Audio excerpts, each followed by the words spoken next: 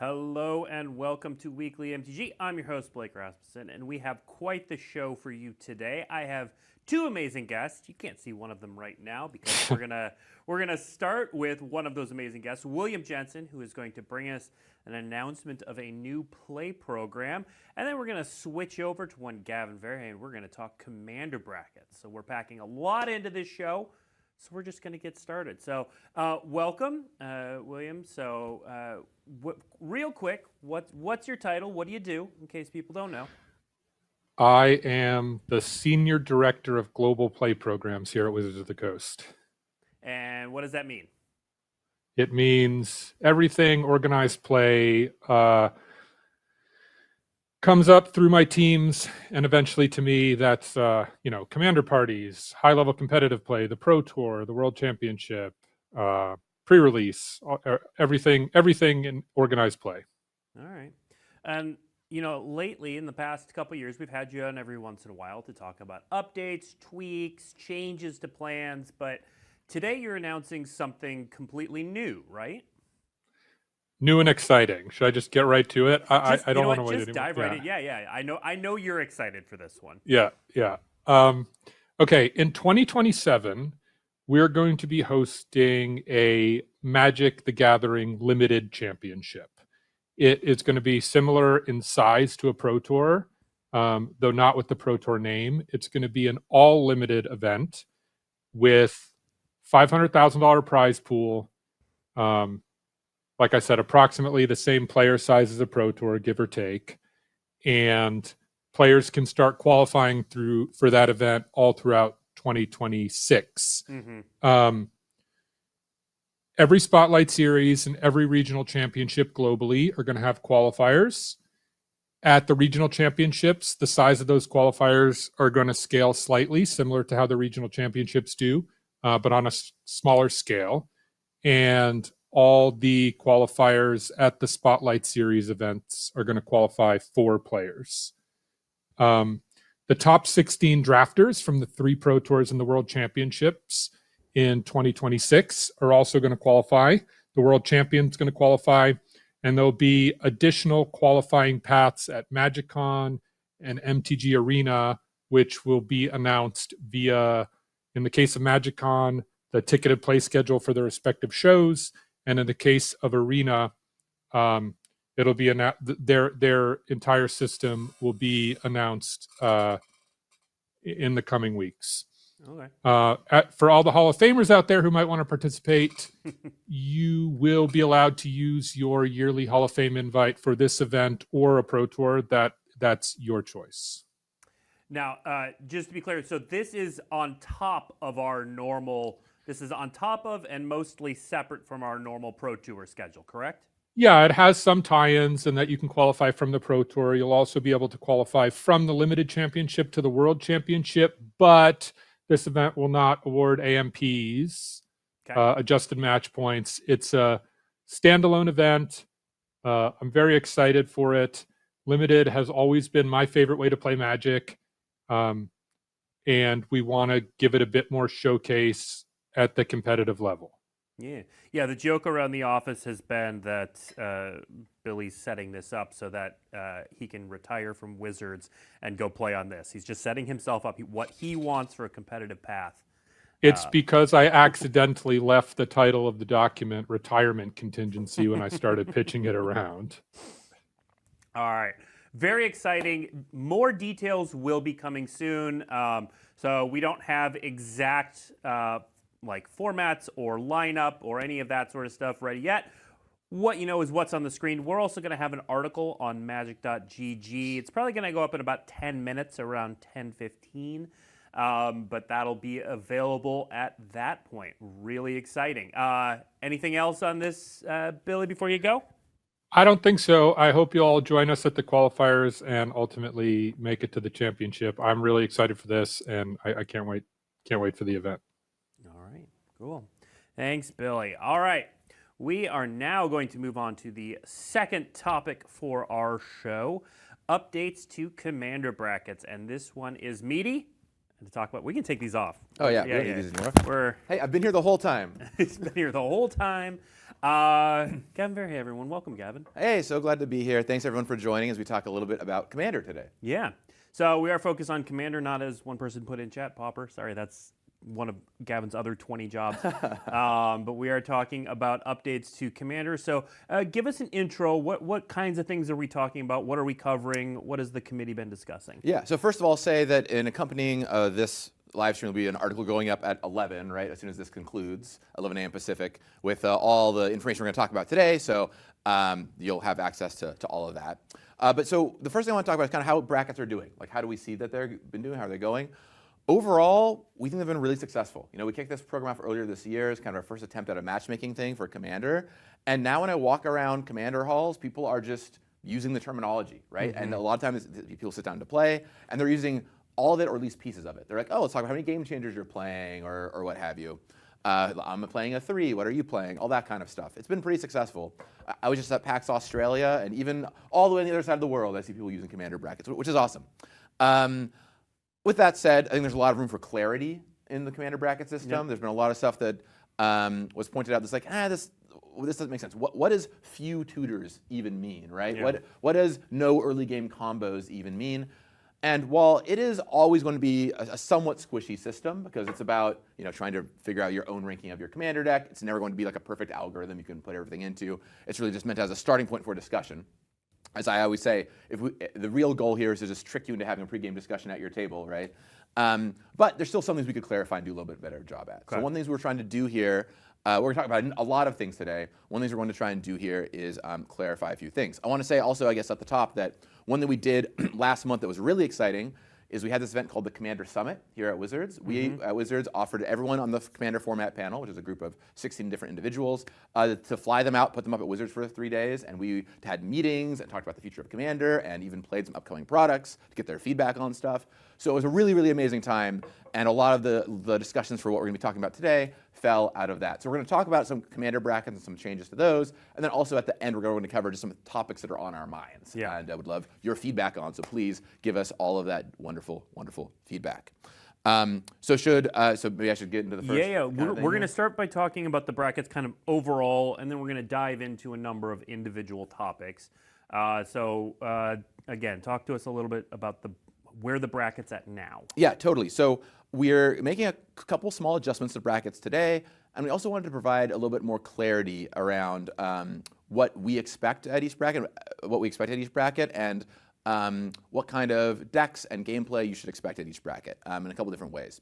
So the article will have some language around this, but I want to give a big shout out to Rachel Weeks, who did a lot of great work to make her own little infographic. She's been doing these for a while. Yep. And we thought, how about elevate that? We'll show it on the show a little bit, and then she'll have it out on social media later today. So let's go ahead and bring that infographic up on screen. There's a lot of text here. I'm not expecting you to all take it in right away, but a couple things I want to call out in particular.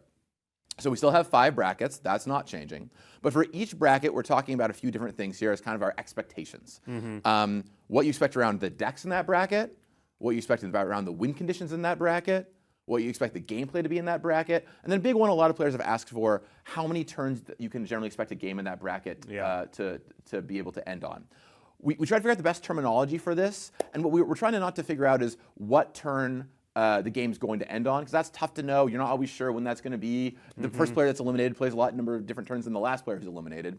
But we wanted to kind of call out how many turns you can expect the game to go before anybody wins or loses, right? So in bracket 3, upgraded, everyone can expect to play at least 6 turns before winning and losing starts. So on the 7th turn, if somebody starts winning the game, or someone loses the game or gets knocked out, that's okay, right? You feel like you've had a satisfying game experience. Where in core, bracket 2, you want to play at least 8 turns before anybody wins or loses. So on turn 9, players can start maybe knocking other folks out. Obviously, Commander's a game with a lot of cards in it. Every now and then a game might end earlier than this. It's not like a hard and fast thing. It's just directionally what we're going for here. Yeah. But we're hopeful that will give a little more guidance on things. There's also 3 other changes that if you're looking around, you'll kind of notice. The first one I want to talk is about exhibition. So when we first introduced exhibition as a bracket, the idea was really this would be the place for like your super thematic decks. Yeah. That's not changing. We just want to really double down on that a little bit. If you're building a deck here, it should really all be about theme. Like at the top, you see the decks here are prioritizing goals, themes, or ideas over power. And a big piece of this is while we want to emphasize that Rule 0 is active, and especially at this level, right? It's a great place to be like, hey, I'm playing my commander. I'm playing my playtest card commander. If you have, I mean, while we still have the no game changers rule, you see there's this asterisk on there. If you sit down at your table and you're like, hey, I'm playing my Bolas themed deck and I have Bolas' Citadel, everyone will be like, yeah, that makes sense. Like, go ahead, right? So it's really a strong place for a theme, and we want to really encourage people who are building Bracket 1 to lean into that theme and not feel like, well, I can't include any time walks in my time travel themed deck, right? Like that makes a lot of sense. And I'll say that folks who have built Bracket 1 decks have been really enjoying it so far. I've seen a lot of really cool and unique decks out there in the world when I see Bracket 1 played, so that's awesome. The second thing I want to talk about is something we've even talked about a bit in some of our panels and things, which is we are decoupling Bracket 2 core from the pre-con connection. There was a lot of discussion around that when that was the initial framing. Yeah, absolutely. So, it was good intention. We're like, hey, it'd be really good to have a clear post that's like, hey, precons fall here. If you buy precon, it ends up here. But there's kind of found two big problems with that. The first is not all precons are created equal, right? A Modern Horizons 3 precon and a starter precon or a Secret Lair precon or whatever are all very different. And so they don't necessarily fall in one bucket. And it was causing a lot of people to have challenges there. And then also, like, we just, it's caused us some challenges. We put a game changer in a precon that was out there. There was an infinite combo in a precon that we just didn't even notice and made it out into the world, right? And it's like, well, that's maybe not sending the best message. The other thing that makes it complicated is precons have changed a lot. A lot of people who've been playing for a while have an idea of what a precon was 5, 6, 7 years ago, which is so different from what precons are today. And so we wanted to just decouple that a little bit. And also, and kind of take that away, which I think also means that a lot of folks who were playing at 3 might slide down into 2. They're like, oh, my deck's not a precon. The third thing that we're removing is, and the last kind of change we're making to the way the brackets work, is we're removing the tutor restriction. Here. So we said few tutors previously. We didn't really give any guidance around what few meant, which was a little confusing. And since then, we have put a bunch of tutors on the Game Changer list. The strongest ones, demonic tutors on the Game Changer list, enlightened tutor, a lot of that stuff's on the Game Changer list now. And we think that's just a better way to kind of monitor and mitigate the tutor thing, because if you say, let's say most websites are taking few tutors as being 3 tutors, right? Well, if you already can't play the strongest tutors, the 4th tutor you're going to put in your deck is like so far down the list of the tutors you're excited about. If you're filling your deck with 4 and 5 mana black tutors, it's not as problematic, right? And it might make the game play out the same way a little bit every time, but it's going to be much slower. It's not going to be as big of an issue. So we want to kind of take the tutor restriction off and let the Game Changer list deal with the strongest tutors that are out there. Makes sense. And those are the 3 biggest changes. Like I said, this is kind of a graphic that Rachel whipped up. Great job to Rachel. She did a lot of work on this, showed it to us. We talked about it a bunch. She'll have this out on her own social media later, just as a little bit of a guideline for what we kind of expect at each level, which players have been asking about. Now, chat is continuing to ask questions. They have many questions, but one of them is about game changers. So with these updates to the brackets, are there also going to be any changes to the game changers list? Wow, Blake. I'm so glad you asked. It's like, what we're talking about today. Yeah, there are some updates to the game changer list we're going to be talking about today. So one of the things I talked about in the last article that we wrote is we're going to be looking at the philosophy for what makes a game changer a game changer. And that's actually one of the big things we talked about while folks were out here for the Commander Summit, is what is the philosophy around game changers. And there's 2 things that we kind of wanted to pull back on the game changer. So we started out with like only a small number of game changers. It was about 40. I'm going to interrupt you because I just want to stop chat from going off on this path. Are there any bans or unbans There's today? no bans or unbans today. We said previously there will be no bans or unbans this year. We're not going back on that. You can start to expect us to talk more about that next year. We did talk about that a bunch. And I will say there is, toward the end of this video, there's some ban and unban related discussion. But nothing is actually happening. We're just going to talk to you about some cards we want your opinions on. Okay. Game changers list, yes, changing. Yes. Bans, unbans, not changing. Right. Okay. Sorry, I just wanted to make sure chat didn't go off on that path for a bit. That's good. That's good. Good call out there. Okay, so we want to talk some around the philosophy of what makes a game changer a game changer. We did a bunch of discussion around that. We started with about 40 or so of them when we rolled out the system. Then we added in a bunch more. And our general feeling is we went a little overboard, right? We tried to correct for being a little too low. We overshot a little high. Now let's bring it back a little bit. And there's kind of two kinds of cards categorically we want to roll back on. The first one is expensive, high mana value game changers. Sure. In Commander, there are so many cards that are 7, 8, 9 mana. That if you cast them, yeah, the game is going to change because you spent 8 mana on them and it's a rare or something like that, right?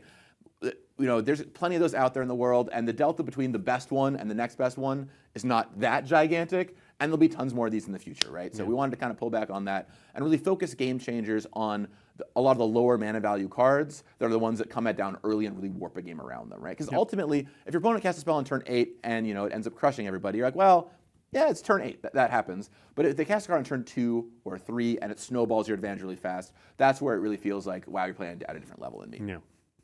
The second thing we wanted to kind of categorically look at is commanders. And I referenced this a Well, bunch. let's do the individual cards first. All right, so let's bring the 4 cards that are coming off. Here's 4 cards we're taking off the list.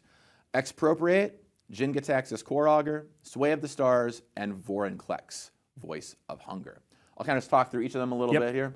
So Expropriate, incredibly powerful card. If you've ever been on the receiving end of this, it's strong because basically what happens almost every time is you vote for an extra turn, everyone else votes for steal a permanent, and you end up with an extra turn and a permanent from everybody else. It's really strong. But it is 9 mana. You're allowed to do pretty powerful things at 9 mana. It also exiles itself. You're not looping stuff, and a lot of the brackets do call out extra turns, right? So if your deck is built around looping extra turns, you can't even do that at the lower brackets. So it's less of a concern. Jin-Gitaxias, same deal. It's a 10 mana card. Yes, you can reanimate it. It can come into play early. Yes, you draw 7 cards, but also a removal spell takes it down, all that kind of stuff. And 10 mana, once again, it's so pricey. Sway came off the Game Changers list, or came off the ban list, excuse me, earlier this year onto the Game Changers list. At the time, we were like, we're not really worried about this card being a problem, but let's see how it plays out. And so far, I've heard of very little reports of this card being problematic. And at 10 mana, I think it's well within the World Fire range of like World Fire is on a game changer. This is probably in the same category. Vorinclex is very much in a similar vein. It's annoying, it's frustrating, it does some mana denial stuff. But at 8 mana, once again, I mean, green can ramp into it a little bit. That's strong, but also you can be casting Nyx Bloom Ancient and all kinds of cards by the time you hit that mana value. So we wanted to kind of pull back on some of these. And there's a couple notable ones that we did not pull off, and we'll get to those a little bit later. I'll talk about those a little bit and the reasons why we didn't touch them at this time. But now, all right, so now we can talk about the second category. Now let's talk about the next category, commanders. Yeah. Okay, great. So when it comes to playing Commander, there's one thing you know before the game starts, and that is the other people's commanders, right? You're always going to know what that is before it starts. So it is the easiest thing to have a pregame discussion about and talk about, or be like, hey, I just don't feel like playing against that today, right? And so we want to draw some lines over what makes a legendary creature on the Game Changer list. And kind of where we landed was, if a card is unfun or really strong in the 99, then that's still eligible to be a game changer. So for example, Turgrid, really unfun, strong in 99s of discard decks. That's staying on the game changers list. But there's some that we wanted to pull off that we think are pretty fine in the 99s of a lot of decks. And so it's someone's commander, you kind of know what's up if these are someone's commander. So let's bring those up on screen here, and I'll kind of talk through them. These are the 4 cards that are coming off: Urza, Lord High Artificer, Yuriko, the Tiger Shadow, Kinnan, Bond of Prodigy, and Winota, Joiner of Forces. Kinnan has a lot of infinite mana combos that you can do. I mean, these are all heavy hitters here. They're all heavy hitters, and these see play in CDH, right? They're very powerful cards. But if your opponent sits down, their commander is Yuriko. Like that's a great time to prompt that conversation, have that pregame conversation about, hey, what is your deck trying to do? And if it's the same thing every other Yuriko deck is trying to do, you kind of know what you're in for. And if it's, hey, it's actually a really goofy, unique theme, and we tell you about it a little bit, then maybe that's okay for you to play with. The other thing is, it's a really cool 99 card, right? There's a lot of people that would love to have this ninja effect in their 99 of their blue-black deck. We don't want to take that away from people, right? There's plenty of decks that would be interested in these in the 99. Urza being a good example of it being a really fun and exciting, strong card in the 99s of artifacts decks, but not necessarily a game changer. Urza is definitely one I think that probably had the most debate around it, if it met the criteria or not. We're going to take it off at this time.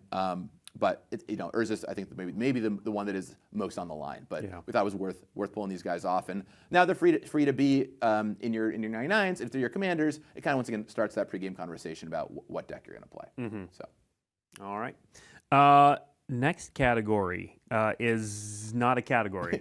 There's also so there's 2 other cards we want to take off the Game Changers list, just because we overshot on them a little bit for 2 pretty different reasons. I think we'll just put them on the screen. I'll talk about what they are and kind of why they're coming off. So the first one is Food Chain. Now, Food Chain has a really strong pedigree history of combos. Yeah. Right? There's tons of combos with Food Chain. You play this in Prosh, and you're golden, right? You're good to go. The thing is, we put it on there just to be like, oh yeah, it's a combo card, we put it on here. But if you're playing with the Game Changer system and brackets, there's already rules around combos governed into what you can be doing, right? Yeah. So we felt pretty safe around taking Food Chain off at this time, because also there are some fair things to do with this card as well, and we didn't want to have it on there unnecessarily. Noting that yes, all the rules for combos still apply. So yeah, don't build your bracket 2 Food Chain Prosh combo deck. Yeah. That's not a thing you should be doing. Deflecting Swat is a card that I think we just overshot on a little bit. We're like, free spell, strong, Fierce Guardianship on list, Deflecting Swat 2, and it's just not as strong as Fierce Guardianship. Countering a spell is much stronger than being able to only be able to hit some spells. Yes, you can get bonuses if you redirected Divination or whatever, a draw spell to yourself. I'm not saying that Deflecting Swat is weaker in all scenarios than Fierce Guardianship, but it is a card where a lot of the time it doesn't quite work the way you want it to. It needs a specific scenario. It doesn't hit board wipes. It does, yeah. Right, exactly. It's a lot weaker in a lot of different areas. Yeah. Also, color identity plays a non-zero factor too, right? Like red having this ability is a lot different from blue having a free counter spell on top of everything else. So we're pulling these cards off today, and those are the cards that are coming off the Game Changer list. That's the entirety of the Game Changer list changes for today. Yep. I also want to call out that we kind of recognize this is we started with a bunch of cards on the list. We had a bunch of cards on the list. Today we're taking 10 cards off the list. Yep. It's a lot of change. We think we're getting pretty close though to like what the right list is, and we think in the future we won't have as large scale changes. Yeah. Well, unless we have like a strong philosophy change, like we want to have our commanders look kind of like this or what have you. I think in general we'll be looking on the scale of a handful of cards, not upwards of 10 cards like Sure. this changes. Now, in the again, and this is a future thing because there are no bans or unbans today, but is the philosophy still if a card is on the ban list and gets unbanned, it gets moved to the Game Changers list? Absolutely, that's still the philosophy. I think that's kind of just good practice we want to do. Yeah. Let's just always slide that down. That's a nice fail-safe, and I think it's just the right process to go through on these cards. Yeah. I think it will not be uncommon in some cases for that to happen and to fall off, like Sway of the Stars did today, for example. Yeah. Sway we thought was pretty safe. We unbanned it. It was totally fine as far as we can tell, and we moved it on down. But I think it's still just good practice to go through. Okay. Now, you mentioned earlier, too, that there were some noteworthy cards that were staying on the list that sort of fit some of the definitions you were talking about. So let's talk about those. We've got another graphic for some of these. These are 3 cards that were kind of on the line for us, and I want to talk about why we left them on at this time. Consecrated Sphinx was really on the line. We were pretty split on if this card should come off or not. Kind of where we ended was 2 things. One, the difference between 6 and 7 mana is pretty gigantic. So we're like, this is 6 mana, not 7. We'll leave this on here for now. The other thing is there's this clone interaction with Consecrated Sphinx, which really is a wacky thing that happens in games where if an opponent clones it, which frankly among 3 other opponents is not that uncommon, you kind of just get to collude and draw as many cards as you want, which is a little funky.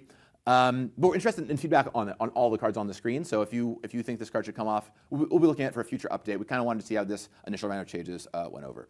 Yeah. Collision Victory does fit the definition of an expensive Game Changer. It is an 8 mana, 5 color card. Yeah. The difference is it does win you the game instantaneously, and it's very easy to put in any 5 color deck. It also just came off the ban list, and we haven't had that much time with it. Unlike Sway of the Stars, which I've heard very little happening about, I have heard about a handful of Collision Victory wins and it being a pretty big deal in games. So I think this was one that has a decent chance of coming off at some point, but we want to leave on for a little while longer. And kind of that same thing goes to Panoptic Mirror, right? A lot of the rules around combos govern if Panoptic Mirror is going to be a problem or not, but it's still pretty fresh off the ban list. It's not as clear of a move as Sway of the Stars. I think there's a decent chance all 3 of these cards could come off the Game Changer list at some point or another. But we kind of wanted to make this first round of changes, get your thoughts on it, see if you think these cards should be pulled down from Game Changers. But yeah, all 3 of these are certainly kind of the next in line contenders under the changes we talked about today. Okay. Now, there were, as we talked before the show, a couple of topics that the group talked about, the Commander Format panel discussed. Some of that is still in the works, and we're not going to bring it up today, but there were a few items that I know you want to discuss. Yeah. The first one being Ristic Study, which is always a topic of conversation. Yeah, so there's kind of 4 things we're going to talk about today and cover in the article. So the first two are about cards that are certainly hot topics in the world of Commander, and the first one being Rhystic Study. So Rhystic Study is a very powerful Magic card in Commander. It has, I think, become near synonymous with the format. Soul Ring, for many people who start naming Commander cards, you might name Soul Ring and Command Tower and Arcane Signet, and then Rhystic Study, right? Yeah. Do you pay the one is a huge meme in Commander. This is a really powerful card that can really warp games. I know especially at some of the higher brackets, CDH, for example, it's a very warping card. It's also an Omega iconic card. It is a card that, once again, when you think of Commander, you think of this card. We talked a lot. We did some earlier kind of like BNR discussions about what we want to do. And kind of our current philosophy on this card is it's just so iconic and so beloved by a lot of players, as far as we can tell, that we don't want to ban it at this time. But we want to hear opinions on that, because over time we've heard a lot of things from the community, a lot of thoughts around Rhystic Study. So really open to you, really want to open the hey, over the next couple months, let us know what you think about this card. It's possible that there's a large contingent of people out there at the casual level who actually really do not enjoy this card, that we just aren't hearing from. And so we really want to be able to get some extra opinions around this card, because if we were ever to take action on this card, it would be a really big deal for Commander, and we don't want to do that without getting a lot of community feedback in. So please let us know what you think. And I'll say, as far as communication channels go, obviously social media is always great. You can ping us on social media. Obviously, many of the content creators out there will be making all kinds of videos around these topics in the days to come, I'm sure. But a great place is our community Discord. On the official Magic the Gathering Discord, we have a whole channel set up for Commander. That's always a place that you're welcome to go put Discord's stuff in. being updated today to give some channels for these kinds of discussions. So definitely head there today. It'll be set up to tell us what you think about Rhystic Study and other changes. And yeah, the great thing is, we have our community managers monitoring it, and then they kind of roll all the feedback you write there and send it all up to us, so we get it all in there. So even though you might not see me posting in there, we get updates from them on all the stuff we talk about, which is really great. So shout out to the hardworking community managers of Wizards of the Coast. Absolutely. Okay, the second card, very much in a similar discussion vein, is many of you could maybe guess it. It's Thassa's Oracle. This is a very interesting situation. Thassa's Oracle, of course, 2-card combo with Tainted Pact, Demonic Consultation. It's kind of the premier win condition in CEDH. So when we, well, I say we, but this was long before I worked on Commander. When Flash was banned years ago, it was kind of this thing where it was a huge problem in CEDH. The whole CEDH community generally felt like, hey, we want Flash to go. And it saw no play really fairly. So it was a decision that made a lot of sense to the rules committee at the time. Like, hey, CDH doesn't want it. It's not seeing any play in mainline Commander. Let's get it out of here. Thassa's Oracle is a bit more of a wrinklier situation. From what we can tell, and we are open to feedback on this, CDH seems kind of split as to if they like this card or not. Some people like it, some people don't. We'd love feedback from the CDH community on this. We really welcome it. And also, we don't have an idea of how much is seeing play in just really casual games, right? Like, is this 2-card combo really oppressive at brackets 3 and bracket 4, which are more casual focused, right? In bracket 2, of course, it's ruled out because Thassa's Oracle is a game changer already. Or players aren't using the bracket system. Is this happening at your in-home games? Would love to hear from you. Like, is this a frustrating thing? Are you happy to have it around? It's a card that we're really open to feedback on. Once again, our general position with bans is we prefer to really just use the game changer list where possible to monitor this stuff. So we don't really want to ban unless absolutely necessary. But we'd love to get more feedback on this card. So for both Rhystic and Thassa's Oracle, we're definitely currently in the not planning to ban camp. But we really want to hear your feedback on it. Right? It's possible that there's going to be a lot of opinions that come out over the next few weeks as folks are talking about this that are like, no, please, there's a huge upswelling to actually get rid of these cards. So we're going to be listening to you, and listening to the community is really important to us on these things. So definitely something we want to hear from. All right, the next topic, again, another long-time topic. Yeah, can I intro this one a little bit? Yes, please. Okay, so before putting graphics on the screen, I want to intro this a little bit. Because this is, sorry to cut you off, Blake, but no, you're good. This is a long-standing Commander topic, right? This has been in the Commander discourse for ever. Yeah. We talked through a lot of potential rules changes while the rules committee was here. And maybe, this is the one I think had the most discussion around it, and is the one that I want to float to the community, because I know a lot of folks have talked about this a lot. It is a thing that would open up a lot of cards to be played in decks, and also do some pretty cool things for Magic design as well. And that is hybrid mana. Let's go ahead and put it on the screen. I'll kind of talk through hybrid mana for a second here. So when we were designing hybrid at Wizards, we treat it as an or, right? We're very much like, you can put this in a green or a white deck. Right. So that's how we design it. That's how hybrid is designed. So with Risk the Redeemed, we're like, great, this card can go in a green or a white deck. That's how it works. And these days, when we make hybrid mana cards, we make them under the color pie rules of both colors, and often they're weaker than monocolor cards because they have to. Other color can play them. Commander is the place where that or is suddenly treated as an and, which is strange. It's kind of the one place where that's true. And there's just a lot of cool cards that are locked away under hybrid. That would be awesome tools for monocolor decks. We're always looking at ways to make monocolor decks stronger, and getting access to, say, Kitchen Finks in your mono white or mono green deck would be like a really cool thing to have access to.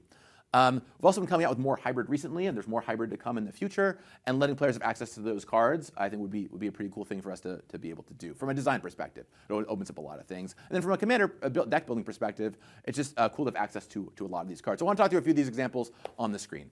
So the proposal would be that strictly for the purposes of deck building, and only the purposes of deck building, you can treat it as though it is an or. So Risk the Redeemed here could go in a green deck, a mono green deck. It could go in a mono white deck. It could go in a white red deck or whatever. Or it could command your green white deck as normal, right? Yeah. You can choose which you want for it to be.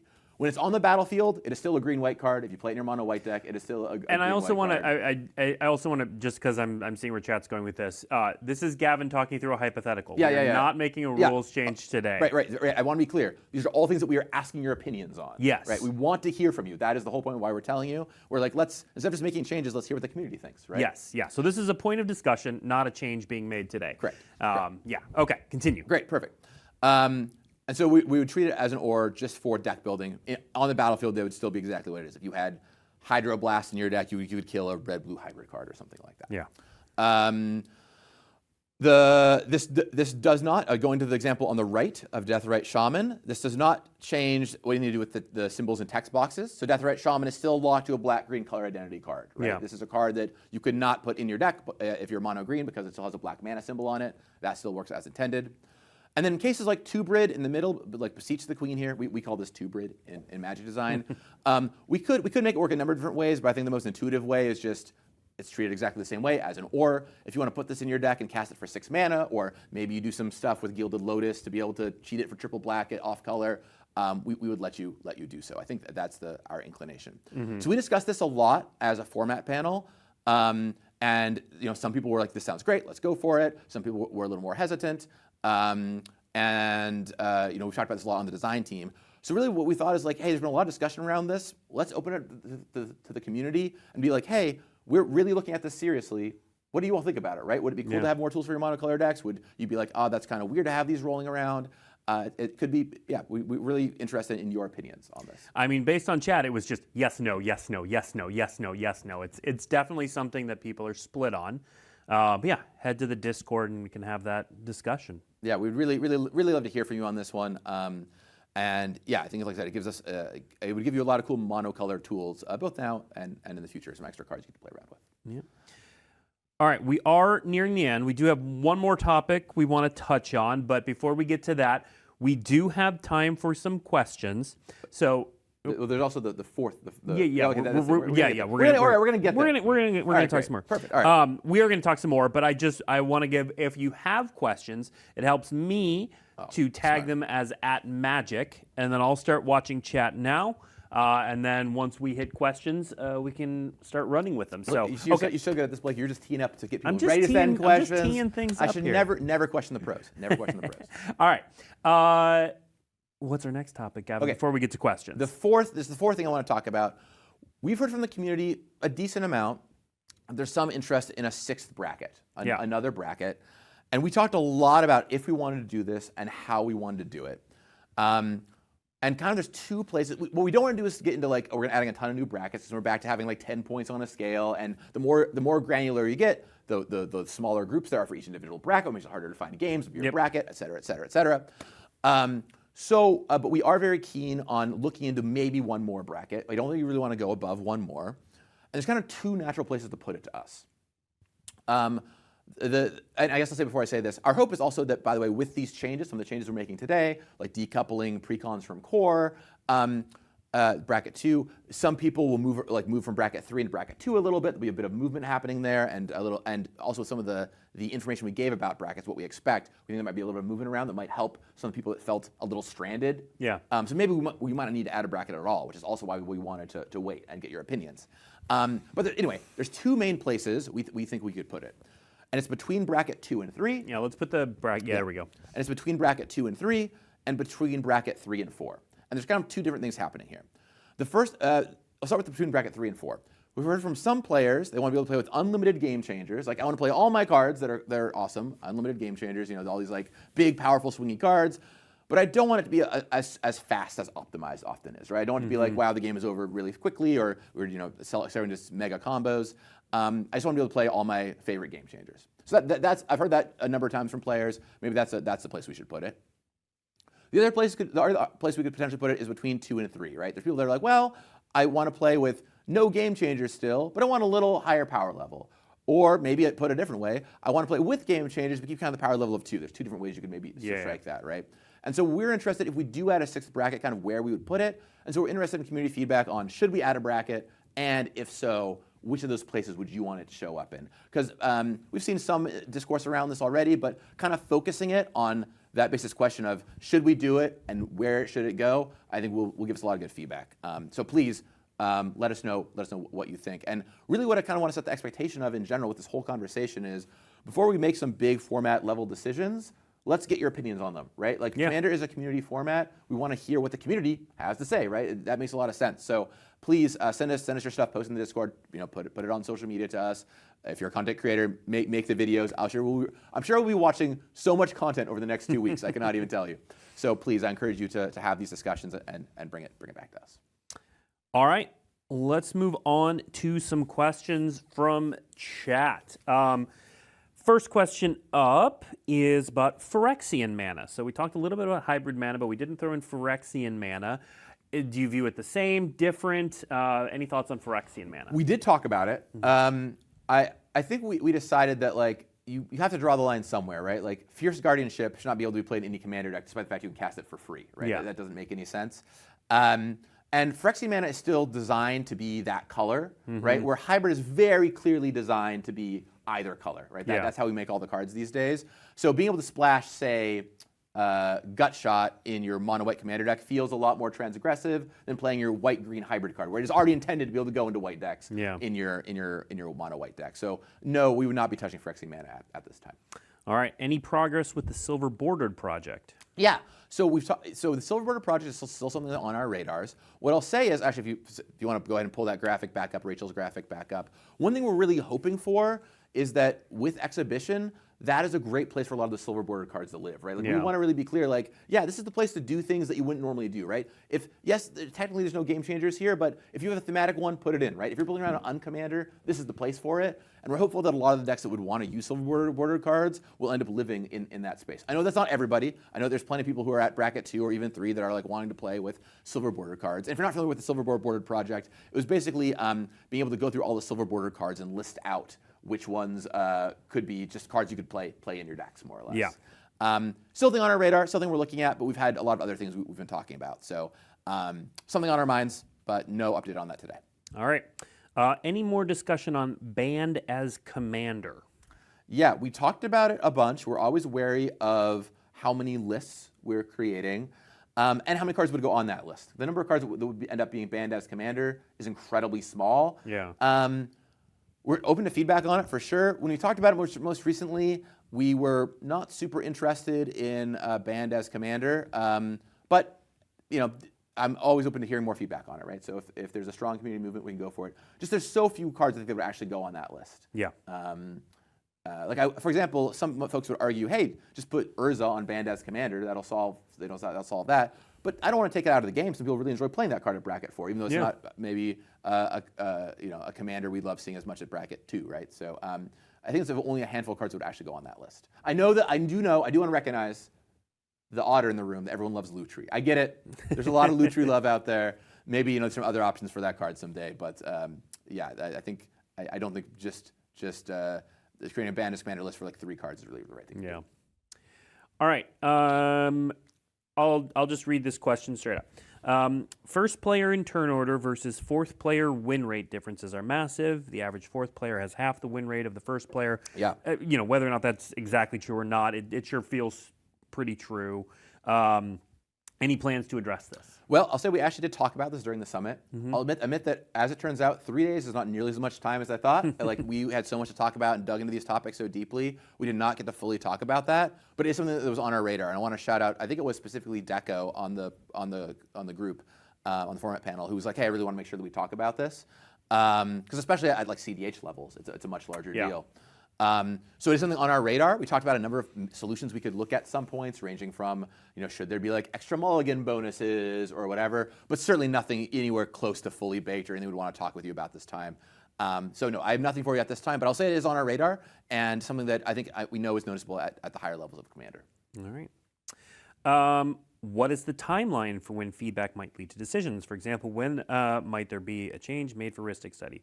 I mean, I'll say we were discussing this right before the show. Actually, we've got some dates in mind, and we'll call it Q1 2026 right now, but we're still finalizing exactly what date we're going to look at. Yeah, I think in the article I say you'll know before the end of February. Yeah. Which. I think that's pretty reasonable to say. Maybe Blake will check the dates and be like, actually, Gavin, that was wrong. It could be January, it could be think so. February, but it'll be in that space. Right. So basically, I guess for a timeline for us, what we're looking for is, I know how the Magic community works. We're going to get a whole fire hose of feedback over the next 2 weeks, probably, and especially over the next week. And then we'll be looking at it all a bunch. We will talk about it over the next month or two. And that'll prime us up perfectly to come back in January or February with any changes we want to make, right? I will note, so just a little plug for some of these things too. There's a Command Fest in Las Vegas this upcoming weekend. There's a Command Fest in Tacoma, Washington the weekend after. And then I forget where they're at, but there's 2 Command Fests in the first week of December as well. Those are going to be good places to try some of this stuff out and then come back and tell us about your experiences. I think one of them was Command Fest in Australia, so shout out to my Australian homies. There you go. Yeah. All right, let's see. Would hybrid changes include DFCs like Archangel Avacyn and Mono White? Oh, that's an interesting discussion. I want to keep the focus to just hybrid at this point in time. That is not a change we're talking about making.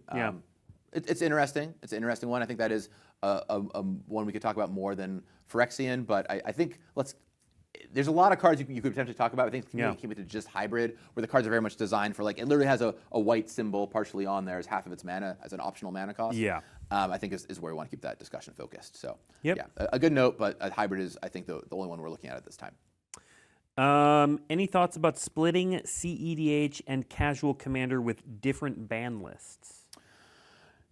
That's something that has been discussed, right? I think we're pretty interested in having all of Commander under one umbrella and not creating just tons and tons of different lists. Yep. But it's certainly been discussed. So. Okay. Let's see. All right. With a return to Strixhaven, lessons appearing in Avatar, and companions already working in Commander, is there any chance of sideboards coming to Commander? Yeah, that was on our discussion for our discussion for the summit.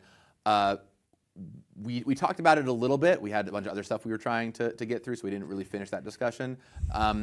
There's a lot of logistics to come around with the sideboard. Some things include, if we allow for wishes to work in Commander, it means every Commander deck to be optimized should have a wish board, because what if someone radiates a cunning or whatever, plays Sway the Star, what's that card?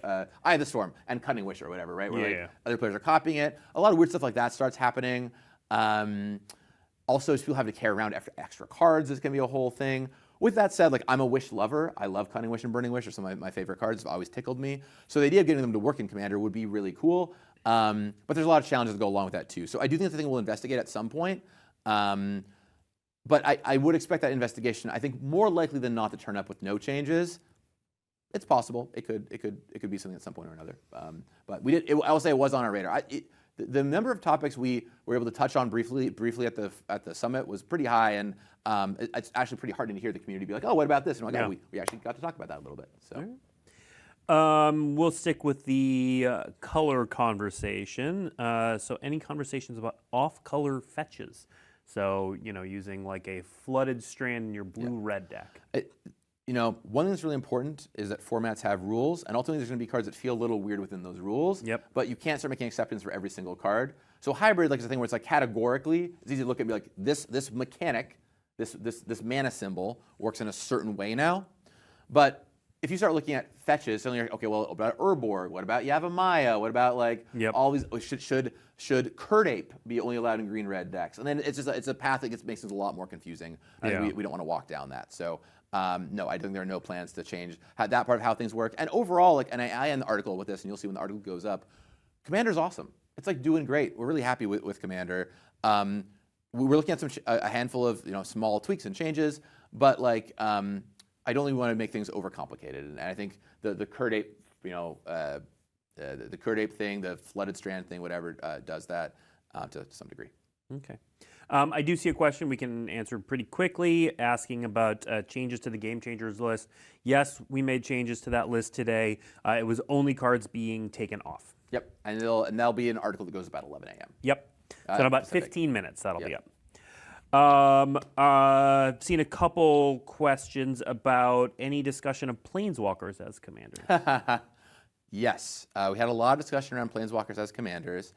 I did not get into it in the article because frankly, the article was getting along and I wanted to keep it focused. That's something I might get into at another time. But I'll say that the TLDR of Planeswalkers as commanders is that doing future ones and tagging them with things like this can be your commander, maybe even looking at other alternatives for what that could look like, a symbol on the card or something, who knows? Could be a thing that we would talk about. But making all Planeswalkers commanders, the group had a lot of concerns with it. I'd say that the format panel was pretty much near unanimously against doing that. And we really wanted to listen to that, right? We wanted to have that conversation with them because it was a thing that at Wizards we were like, wow, Planeswalkers are big to our game. It would be interesting doing this. But after hearing the format panel's concerns, we decided to kind of take those pretty seriously. I think some of the concerns, just to let people out there know, like, one is that just how much life it takes out of the game, right? It makes everyone's games take longer.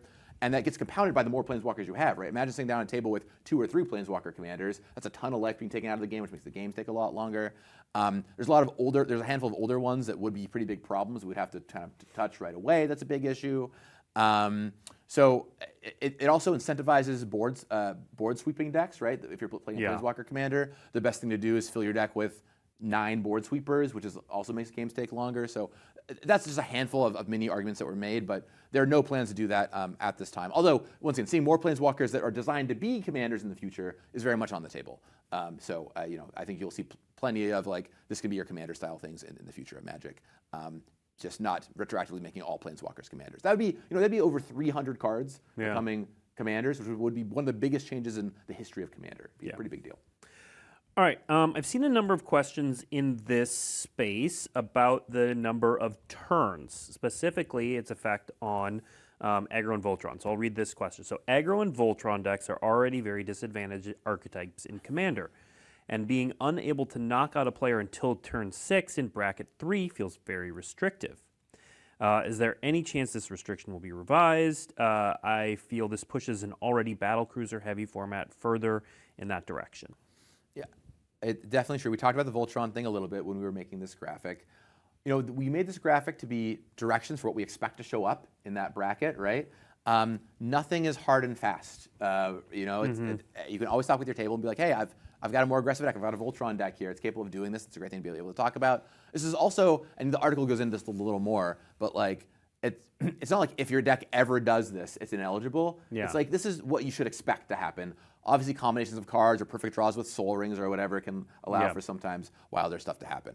In general, I will say though that the majority of Commander, people do want to play a game that has some length to it and not die super fast. So I agree. Aggro decks are disadvantaged in Commander, and they're not as widely played. But there's not really a lot of. That's kind of just true in the format in general, and kind of what people expect. So when people sit down to play, a lot of folks would be bummed out if they died, but on turn 5 in bracket 2 or 3. So I agree that is disadvantaged for those decks, and it's a good conversation to have with your table. But that is kind of the nature of those archetypes. Yeah. Any chance we'll see more Eminence cards? Well, then just put my designer hat on here. Eminence is really powerful. It's really powerful. It walks a fine, narrow edge. We did do one more after, and to be clear, I created Eminence, so it's my fault. We did do one more after C17, right, with the Knights pre-con with March of the Machine. So it's not impossible. That card I think worked out pretty well. But even then, that card is not super strong, and it is a very popular commander for Knights. So I think you could see some in the future, but it'd have to be a very, very, very careful designs. I have a couple ideas of fun Eminence things we could try, so I don't count Eminence out just yet, but I don't think you'll be seeing tons of it in any case. All right. Would there be any chance for poison counters to be more than 10 for Commander? This has also been a long-standing discussion. Yeah, I think, long-standing discussion. I think maybe there's kind of two challenges with that. One, I'll say the big one, which is I love adding things into Commander. I love being like, for example, if the hybrid change were to happen, you just get a lot of new tools to play with. That's great. I love unbanning cards. You just get more tools to play with. That's awesome. Something that really, really makes me skittish, I think makes a lot of people on the format panel skittish, is when it's like, hey, your deck no longer works. Hey, the thing that you put all this time and love and energy into does not function anymore. Yeah.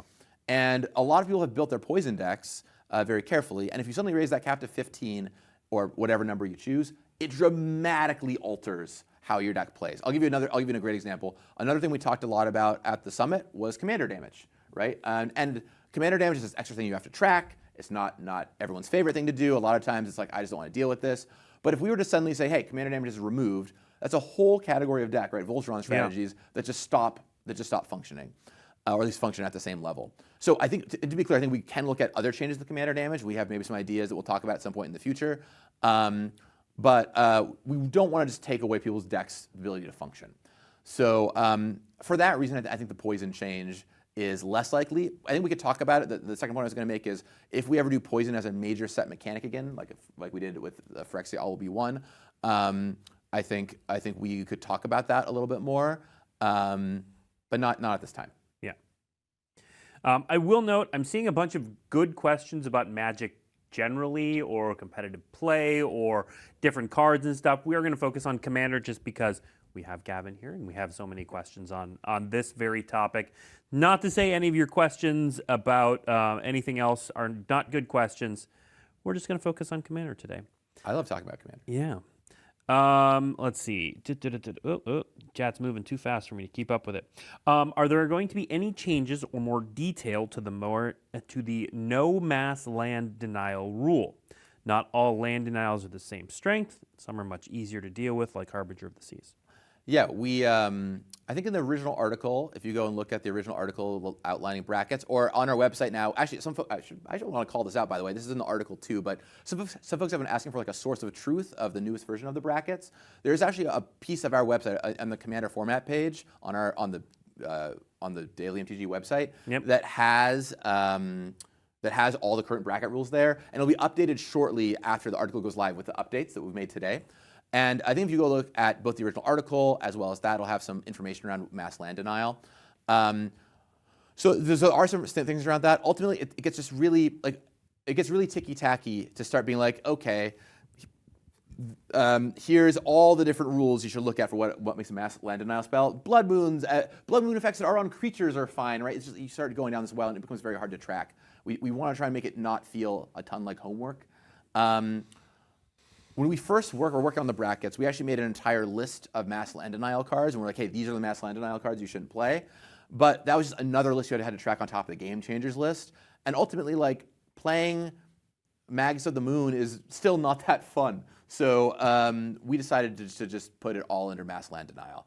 I agree that there are different shades of it. I totally agree. But I'll also say that I still don't really want to encounter a lot of these cards in a lot of bracket 2 level games, for example. So we have no intention of super changing that. I will say that in the original article, the description was takes away 4 or more lands, generally takes away 4 more lands from each player, which I think is still a good one to follow, and kind of why there's this new card in Edge of Eternity's Commander called Planetary Bombardment. Yeah. And it's kind of why we're like, oh, that one's a lot more okay, because it's probably not going to blow up 4 lands per player, right? It's going to take 2 or 3 lands away. Maybe one player gets hit for 4 lands that was ramping. It lets you keep 6 lands, Right, each player keeps 6 lands, So that is, by the way, another great example of why having precons tied to bracket 2 was a bit of messaging challenge. So yeah, there's that. Yep. I also, some people ask me this. I'll just go ahead and say it.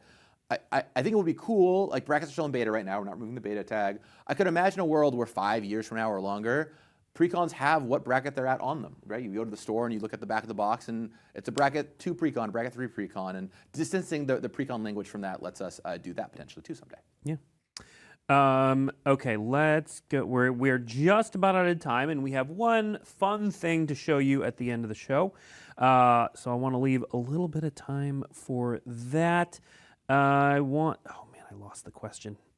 Sorry to the person whose question I was about to read, and then chat moved. Well, while you're looking for it, I'll just go ahead and say thanks to all of you for following along. I know that the brackets have been an evolving system, and I really appreciate you all giving us your feedback. It's been actually critical in making the decisions we've made today, and it's going to be even more critical going forward. So just thanks to all of you for all that, and I really appreciate it. Yeah. I'll also say that you, while you're looking for that question, you will hear from us one more time this year likely, not in terms of any major commander level decisions, but as I mentioned in the article last year when we debuted the format panel, every year we're going to kind of have a format panel rotation where some folks will rotate off and a couple new folks will rotate on.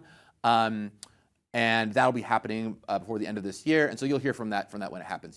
As I said in the article last year, the group will become smaller. We wanted a really large group for this kind of first transitionary year. It'll become a little smaller group moving forward in the years to come. So stay tuned for a little more communication from us there later this year. But you shouldn't expect any format level changes for the rest of the year after this. Yeah. All right. Last question that we have time for, and I think it's a good one. I like that you established a game speed for brackets. But do you feel that taking out one player and taking out the whole table are very big differences in power level? So, you talked about players start losing at that turn, but there is a difference between I win the game and one player loses. Yeah, there is a gigantic difference, and you can only get so granular before it becomes harder and harder to make specifics about. But I'll use a framework that that Ben Wheeler used that I really liked. I love Ben. Shout out to Ben.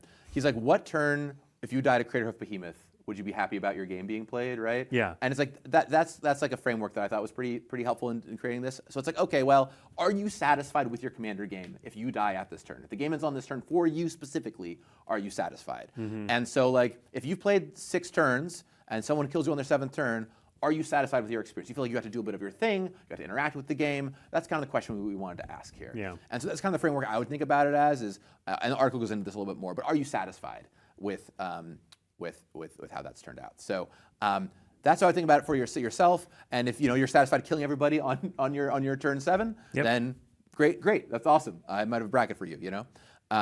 We also want to be clear that that's not the turn we expect for games to end, right? That's when it can start happening. I do not want to say every bracket 3 games should start ending on turn 7. That is not the intention, or every should start dying on turn 7. It is, what turn would you be satisfied if you lost the game at that bracket? Yeah. So we welcome your feedback, though. Right? This is our first time rolling out this. We heard from a lot of people out there. They wanted some kind of turn indicator. Yeah. Kind of what I found is some people are like, I could never tell you what turn my game ends on. And some people are like, I know exactly what turn my game ends on. And so we're all about giving tools to people, right? And like anything else in the arsenal of Commander brackets, this is a tool in your pocket to be able to talk about as you are sitting down to play your game of Commander. Yeah. All right, I still see more fantastic questions, thoughts, feedback, all of that stuff in chat. We would love it if you would head to the official Magic Discord and share some of those thoughts there. Share them with us on social media. I know Gavin reads everything. So head there to do that. A couple other things. Again, as I said, there's Command Fest Las Vegas this weekend if you want to check that out and are able to get there. Next week, we have a big show because we have the After the Debut show for Avatar: The Last Airbender. Ooh, it's going to be awesome. Really exciting set. Super exciting. So the debut is next Tuesday. Before we get to that, we have one short video featuring my former co-host, actually from this very show years ago. So let's hand it over to Steve Sunam and see what he has to say about Secret Lair. When working with a partner on Magic products, it's important we take into consideration their wants and needs. Sometimes that means making sure that the talent depicted on the card is okay with how we're depicting them. But that can come with some challenges. Hello, my name is Green Sleeves, former Planeswalker, current Morrow Sorcerer on Dominaria, and the star of the Play-Doh Secret Lair drop. Star is a strong word. I'm not sure I would say that. Well, taking time away from my work in the Whispering Woods was tough, but I found the Secret Lair team a delight to work with. She was interesting to work with. I didn't think an ages-old elemental would be so particular. Oh, I think you need to just make my hair a few shades greener. I mean, it looks pretty accurate to me. Remind me, which one of us has 3 novels written about them? I'll change the color. A massive part of this was working with newer faces on the scene, like Wormcoil Engine, Academy Manufacturer, and Polyraptor. Getting to mentor them was a really great experience. Oh, they were way easier to work with. Especially the Polyraptor, and the second Polyraptor, and the third Polyraptor, and the fourth. Lending my talents to the Secret Lair team was a really moving experience. For them, I assume. It was exhausting. It was frustrating. Oh, but it was all worth it. It's a really great Secret Lair drop.